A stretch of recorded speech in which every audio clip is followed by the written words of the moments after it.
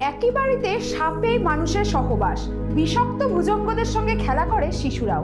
ভারতের কোথায় রয়েছে এই সর্বগ্রাম? মহারাষ্ট্রের সোলপুর জেলার কারমালা তালুকের একটি গ্রাম শ্বেতফল। প্রায় 1700 হেক্টর এলাকা জুড়ে রয়েছে এই গ্রামটি।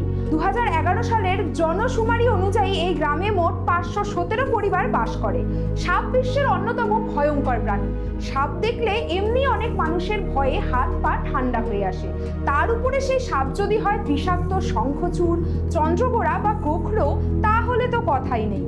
তবে ভারতের বহু মানুষ এই সাপকে ঈশ্বরের স্থানে বসান। মহারাষ্ট্রের শ্বেতফল গ্রাম, এই গ্রামে মানুষ এবং সাপের মধ্যে অদ্ভুত সহাবস্থান। কেউ একে অপরকে ভয় পায় না। অবিশ্বাস্য হলেও সে কথা সত্যি।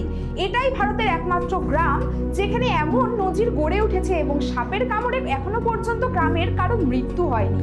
পুনে থেকে মাত্র 200 কিলোমিটার দূরে গ্রামটি।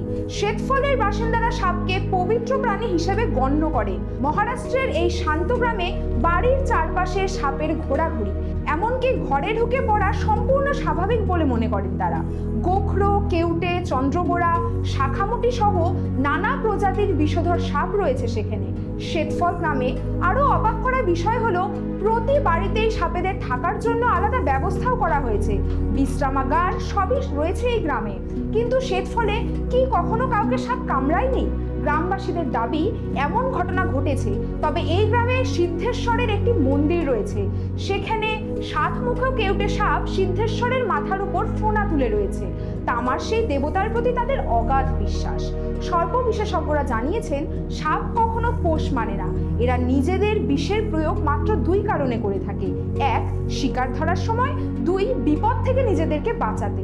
অনেক সময় এমনও হয়েছে যে বিষাক্ত সাপ কামড় বসালেও বিষ ঢালে না, সেটা হলো ড্রাই বাইট বা শুকনো কামড়। তবে মহারাষ্ট্রের এই গ্রামের কথা প্রকাশ্যে আসার পর থেকেই পর্যটকেরা ভিড় করেন এই গ্রামে। পর্যটকদের জন্য একাধিক নিয়মাবলীও রয়েছে শ্বেতফল গ্রামে। আগত পর্যটকদের স্থানীয় রীতিনীতি, ঐতিহ্যকে সম্মান করার অনুরোধ করা হয়েছে সেই নিয়মাবলীতে। দর্শনার্থীদের কোনো অবস্থাতেই সাপের ক্ষতি না করতে, উত্তপ্ত না করতে বা তাদের প্রতি হিংসাত্মক আচরণ না করার পরামর্শ দেওয়া হয়েছে।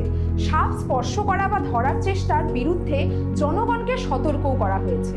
আজ এইটুকুই। পরবর্তী এপিসোডে আবারও দেখা হচ্ছে।